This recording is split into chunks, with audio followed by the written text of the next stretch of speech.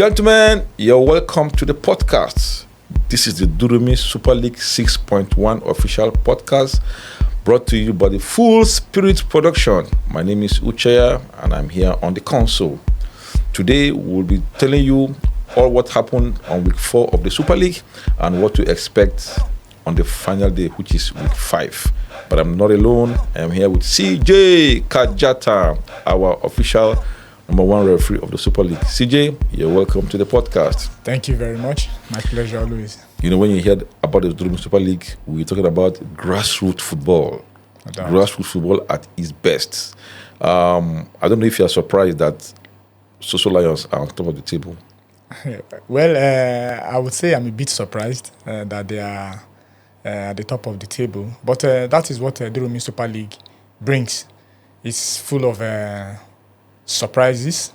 It is a league that you cannot really tell the end from the beginning. So we are happy that it has panned out this way. It shows that every team that has come to the league this season really have what it takes to go all the way. As a referee in the Super League 6.1, we saw how well your games became this season, like a much more improvement compared to 5.2, which was your baptism of fire. It was your first time. There were so many big calls you were afraid of. You didn't want to cause a problem between you and the team managers and all that. But now we saw a more resolute, a firmer, and a more audacious CJ, aka Kaja. Like coming to 6.1, what did you tell yourself you will do to make the difference? 5.2, just like you mentioned earlier, was my first baptism of fire as an official. There is, as with everything in life, there is what experience brings, I have done it in 5.2. So coming to 6.1, I had a lot of, especially we, the members of the independent referees committee of the Super League, we did a lot of talking to ourselves, we knew we had to stamp our authority more in games. So I took some of the advice, and then I think the result is what we are seeing in 6.1 with regards to the officiating. Before we go back to officiating, I want us to talk about the table, the standings so far. We have Social Lions number 1 with 22 points. Goshen White Tigers 24 points. Social Lions with 24 points on top of the table. Goshen White Tigers have 22 points, and we have surprisingly Allen Foxes. They were last in the past 3 weeks. 3 weeks. They have been last, but now on March week 4, they came third, an enviable position. They have 18 points, same as Edu Wolves, who also have 18 points. They are fourth, and languishing at the bottom is Bassey Sparrows. If the tournament ends like this, it will be the second time consecutively which they will be languishing at the bottom of the table. They languished in 5.2, languished in the preseason, and it's looking like they will also languish now. What is wrong with Bassey Sparrows, if I should ask you? Well, I wouldn't really. I really cannot place my my hands on what is wrong with Bassey Sparrows. Just like I say, some of this league, you have to get it right with your selections first and foremost.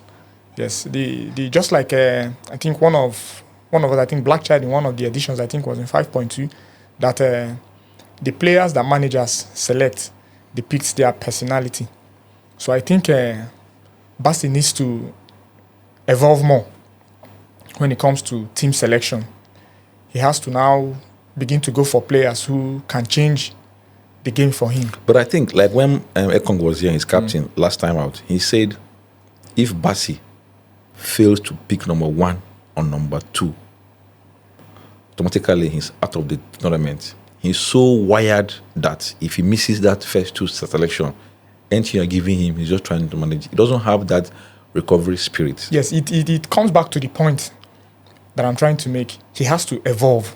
Yes. In Durumi Super League, you have to understand that if you don't get your first pick, what is in your mind. You need to have alternatives. A plan B. Exactly, backups. So that in case if this one doesn't work out, this one will work out. And then you now plan your game. So I think Bassi has to really evolve. He has to understand that he has to be flexible. He has to find out what work for him, when he's selecting. So that if he misses the first selection, misses the second one, maybe the kind of players he wants to choose, he needs to know that he needs to have alternatives. They just scored only 3 goals in 16 matches. Yes, it's a very poor. And for me, if you look at his attack line, defense, his defense, because as a footballer, myself being a defender too, I know that. You used to be a striker. Then as age started catching up with you came to the midfield. Yes. Now and then moved back to defense. Now. But now it's like football now. You are becoming a referee because the legs cannot carry you. I still play. The legs can't carry you anymore. Active football. But then go on. To an extent. So what I'm saying is this: his defense, because for you to be able to attack, you need to have a base, and that base starts from the defense line. For me, Bassi's defense, they don't communicate very well. You have Hamza there. Yes. You have Ekong. Yes. You have there is this other I don't know his name now. But all his defenders, they're not the talking type. Hamza just there's a difference between just shouting at your players and communicating. Effective communication. Exactly, with those who are in front of you. That is what Bassi's Sparrow lacks. Yes, they lack it. And in the course of some of our discussions, when we sit down to talk about football, I always make it known to their manager, Bassi himself. They need to communicate more. And I think even in the last, week 1, week 2, they had that communication, and I think they did. They had some points on week 1. We thought they were going to build on that. Yeah. But I think Ekong's absence in match week 4 really affected them because Ekong was one who. Now started communicating. Imagine Bassi and Ekong on match day 3. Yes. They were not fantastic, but they weren't as poor as week 4. Yes. Now we imagined Ekong's absence on week 4. It showed that Ekong was really one of the men that holds that. He brings the team together. And again, coupled with Bassi's red card that day, I don't know, how do you want to react to Bassi's red card? You were the one that flagged him. Yes, you were the bad referee. No, you wouldn't say. I was just interpreting the game the way it ought to be. But what was going through your mind when he fouled Willie for Alan Foxes? He was the last man. Yes, did you want to change your decision? At all. When Alan Foxes broke out, it was like a transition play from defense. And then the counter was ongoing. I looked around. I saw John on the other side. I didn't see any member of Bassi Sparrow. No, the only Bassi. Save Bassi Sparrow. Yes. Save Bassi himself. Exactly. So immediately, Willie beats Bassi. And then Bassi held him the first time. He left him. He wriggled his He held him again. He left him. Then he now finally grabbed him and then brought him to the ground. So there was really no alternative. Even you calling me just helped me make a firmer decision. Exactly. Know that there was just no choice. That's the law of the game. You are the last man. You commit a foul, stop a goal-bound move. It has to be a red card. I know him being a senior man.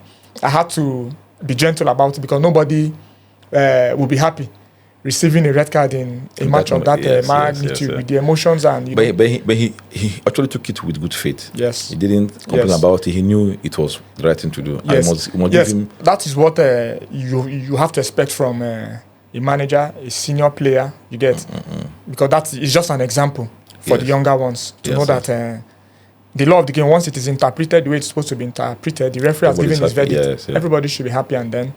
So that's to say that Bassi Sparrows might not be mentioned when the fair play award of course, be given. Definitely, because once you have a red card, everybody has red card, which is most unlikely. Yes, given the fact that we have just 1 week to go.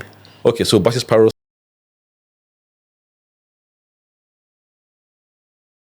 out of the way now. They look like a team that cannot even come forth. It looks as they're going to languish, except they prove us wrong. I chose Social Lions as my team of the tournament after watching them on match day one. I just felt there was something they are yet to unravel. Yes. I saw the way they moved on match day one. They moved like a pack of wolves, Yes. so to say. They were just disciplined, defense, midfield, and attack.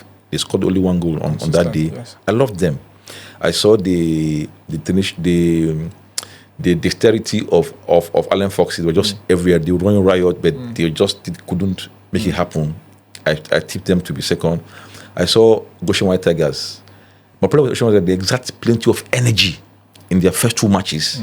Then the third and the fourth match, they fizzle away. They are yet to understand how to manage this crisis. That was why, even though in the match they won, the first match, they were 2 goals down. They lost the first match and gave us an interesting last match. But still, I didn't still pick them as a team that would unruffle me. But then it is football. And for Edu Wolves, I just felt they would be fourth. Because I didn't like the way they moved on match day one. But that's just my opinion. Coming today now, this is match day 4. We're analyzing match day 4 from match day 1. Social Lions have gone 1. The way I thought they would be. Yes. Bassi 5th, the way I thought they would be. Edu Wolves 4th, the way I thought they would be. So Goshen White Tigers and Allen Foxes have swapped positions. What team has surprised you in 6.1? I would say it's actually Social Lions. Just like you asked me earlier, they have surprised me because I've always felt one of the things I wanted to see, though I've not seen it from week 1 to week 4, is when they concede a goal, how would they react? That is a big ask. Yes, they have not really. Instead, they've not been in that position. Yes, and we may likely not see them in that because we have just 1 week to go. They are a very strong side. But week 5 in the Super League always has this bizarre of course. setup. You are seeing Brightest Sparrows now. They are last table. On that day, they could spring up a lot of surprises that will no matter the kind of surprise they spring up, they won't win it. Yes, they won't. They might not leave that for 5th, but they will decide who's going to win. A lot of things. Yes. Of course. So going back to Social Lions, they are a very solid side. Yes, a very, very solid side. With a lion up front, him. He's someone who can bully the whole defense. But there's one thing about Social Lions: their size, their height. I think it was only Edu Wolves in week 1 and week 2 who tried to keep the ball on the ground. In fact, against them, even the corners they played in these weeks were actually short corners because they were wary of the height of Social Lions. And I think they gave Social Lions a very good run for their money in those 2 weeks. But I think week 3, week 4, a lot of teams now want to be playing like if you play to the strengths of Social Lions, which is up balls, they will definitely win you. They will win all the balls. Second balls will come though because they have players who are very strong. They have Mike in the middle, obviously, a very talented player who has a lot of experience. Dogo. They have Dogo, who is very strong. Behind they have Aliu. I think the shortest player in that team is Ifani, who is one of their defenders, who has guile, who has a lot of technically finesse, a very good player. In his game, you get. So Social Lions really, they have surprised me. They have surprised me, and I think they are good to go, right? Yes, they are good to go. So how do you analyze Edu Wolves? Yes, Edu Wolves. We saw them capitulate on match day 4. They lost 3 matches. I've never seen Edu Wolves in all my life Edu Wolves play that badly. I think they won their first game on that day, right? No. They won it was the last game. They won. Last game. Everybody from the records here. They lost to Goshen White Tigers 2-0.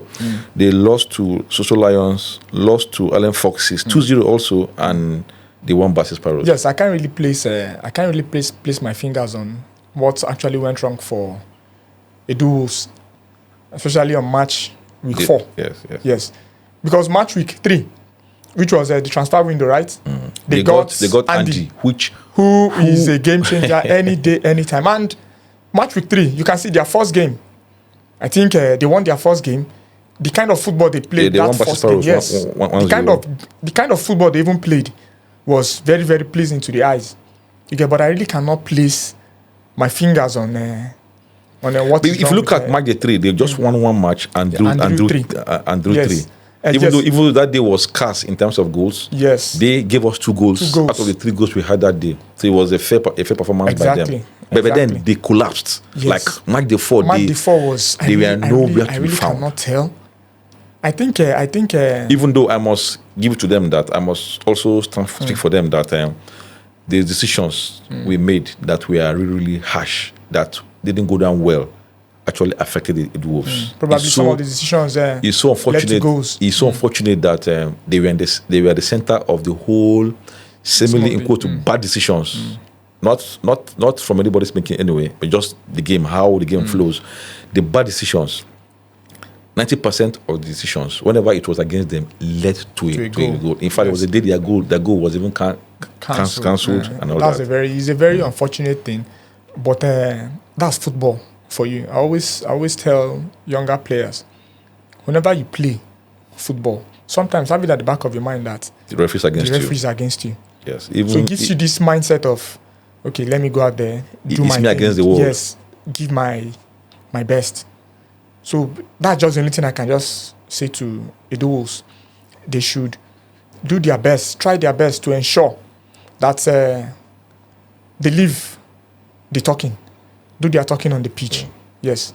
Okay, let's talk Goshen White Tigers. They have been the team they score the highest number of goals. In fact, record has it here that the match that has the highest number of that must have a goal in it is always between Goshen White Tigers and Edo Wolves. That match has never been barren. And Goshen White Tigers have given us matches of the tournament. Every week there's a display. You just want to watch them play. But like I said earlier on, after 2 matches, they kind of suffer from exasperation. This team, how do you see the team? Does it look like a team that can run away with the title on match day 5? Yes.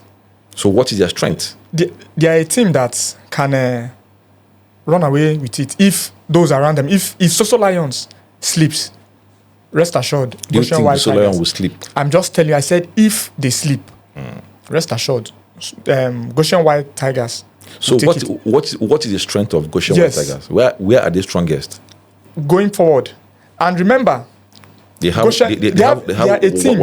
team of workaholics. Yes, they are a team. Their players are players who don't relent. I've watched them. You see Walid, you see Habib, you see Namaye, you see Namaye, you see Alta, even Toby himself. See Toby, you see. Is somebody who there are sometimes when you see Toby will tell maybe when they have a set piece, he will tell Ovege, go forward, and then he himself will drop back. Yes, he wants Ovege to use his size and his height to impact. They are a team. They are very aggressive. That is one thing. Last season, Toby had about 3 to 4 goals. Yes, but this season he's yet to strike. Remember, even though he has fluffed. Yes, he missed in front of goal. Yes, he missed. I think 2 or 3. Is it age or lack of form or something? Or is he just overtly excited? There are some times when these things don't just work out.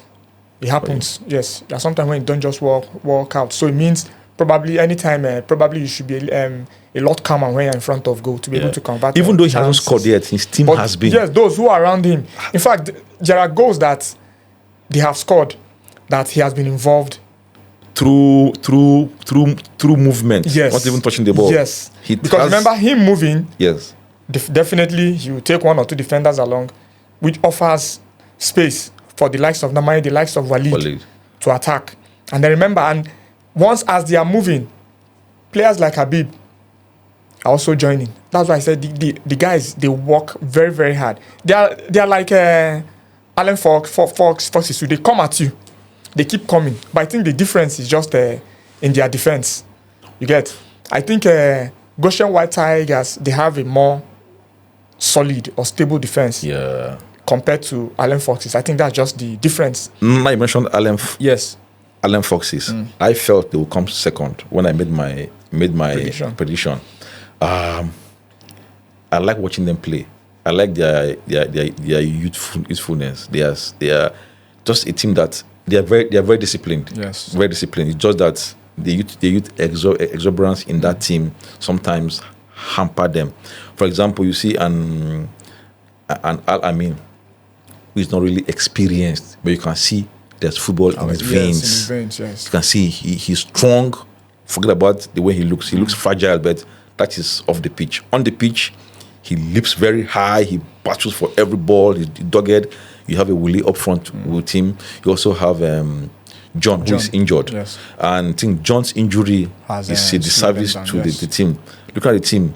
How do you want to analyze this team? Yes, Allen Fox's very exciting team.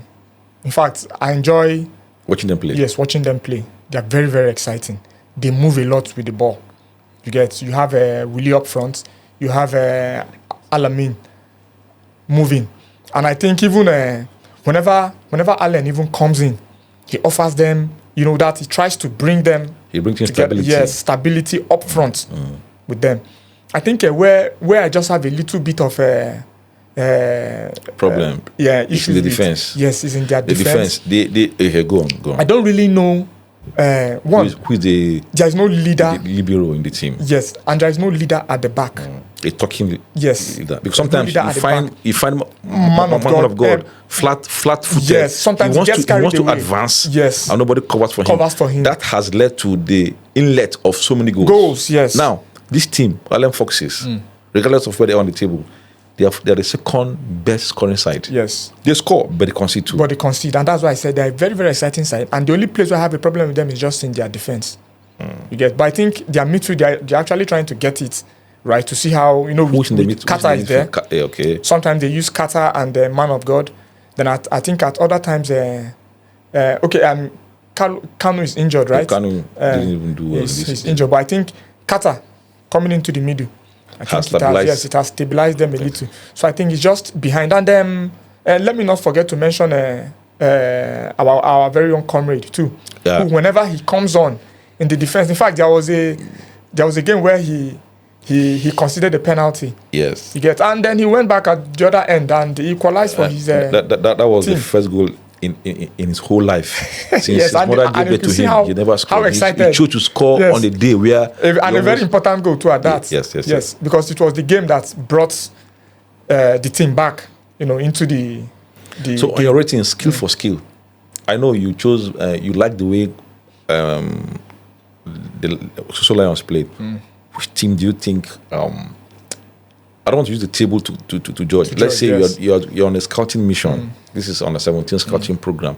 Which of these teams do you think you want to pick a team that you can coach, you can work on for optimal performance? They play 16 matches so far. Which of these teams do you want to adopt as your team? For me, as a coach, let it not be as if you don't. But just say what you want as if I am bad, because I will pick Edu Wolves. Why? Because of the kind of players they have.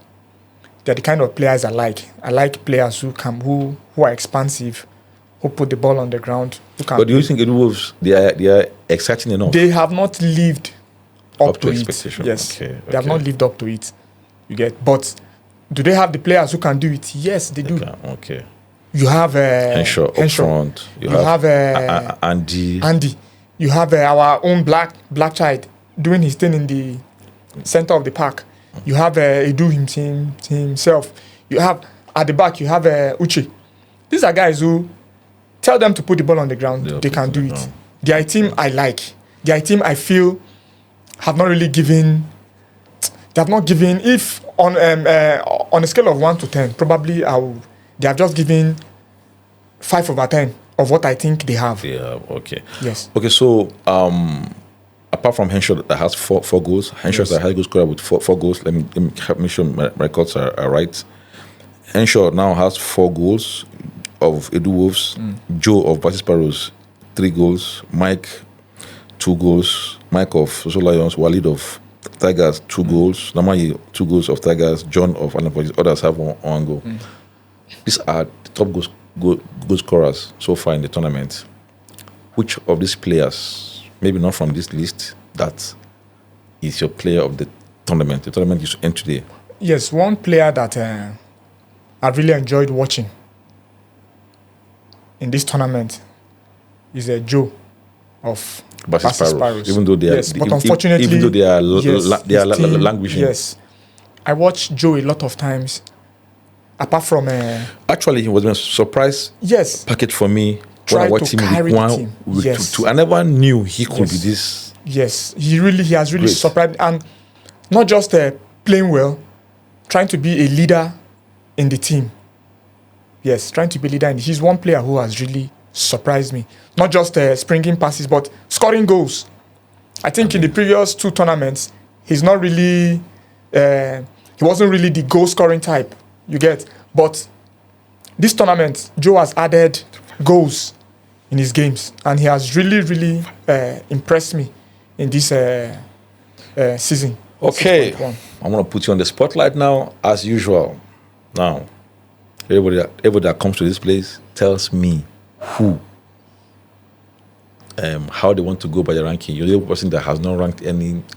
But am I supposed to rank? Well, that is I'm why official. if you're on the hot, me, I'm an official, more official than you in the tournament. But I was bold enough to pick my side, right? So this is your own take. Everybody has not who they want, who they feel. Of course, nobody. We know we can't make any, we can't influence anything happening. So you said 5 is Bassi Sparrows for you. Who is number 1? Number 1 for me, I am looking at Like putting your mouth where your money is. I'm looking at Goshen White Tigers. That's number 1. Yes, Okay. Is there any reason for that? I just feel they will nick it. You'll nick it. Yes, something just tells me they will nick it. But do you believe they are more mobile than social They are. lives? Very more mobile. They are very mobile. That's like I told you earlier that they come at you. They just keep coming. Yes. They don't keep coming. they don't They believe, don't believe in. like they don't have friendly games no, in their blood. at all. Everything is war. Yes, they just want to just play, come at you with everything they've got. Number 2 for you. Then I'll take Soso Lions. So Lions. Yes. Why? They have been consistent. Of course, they have been very consistent. And you remember, it's very hard scoring against them. Very hard. Yes. Only Walid of Goshen White Tigers has been able to score them, to bridge that their defense. So 3. So I'll take them as a 2. Then my number 3 will be Edo Wolves, because I still believe they have that. They can overtake Allen Foxes, given that they have a more solid defense than Allen Foxes. Then Allen Foxes 4th. Then Bassi Sparrows let me 5th. also chip in, since they are former champions. They know how to. Yes, they know how to. They know how to do these things. Is there an outside chance of Edo was winning 6.1? Yes. We have it's just 6 points that separate. 6 points that separate them. And they are 12 points to be fought for. Yes, it's of course. Even Allen Foxes, it's possible. So ranking now is Goshen White Tigers 1st. Yes. Soso Lions 2nd. Yes. Edo Wolves 3rd. Yes. Allen Foxes 4th. And Bassi Sparrows 5th. I just make sure I'm saying this so everybody will hear it. There will not be any mistake. These are his words, not mine. Well, there will be a lot to play for on March the 5th. And gentlemen, CJ, thank you so much for giving us your time this day. My pleasure. I also thank you for the things you have done for the Super League first as an official. You are our treasurer and financial secretary. Yes. Also, as the chief of the head of referees in the tournament. We cannot pay you enough. Yes, we can't even pay you. But may the good Lord bless you and keep you for us. Right. Thank you very much. Guys, when we come back again, when we're here next time, we will tell you the winners and the losers of the Durumi Super League. The Super League is where grassroots football is played at its best. And we're the only grassroots soccer that covers every blade of grass on the pitch and makes sure everybody knows what happens in the Super League. Tell us a better grassroots soccer that has a podcast like this. None. I tell you, none. Of course. See you guys after match week 5. Adios.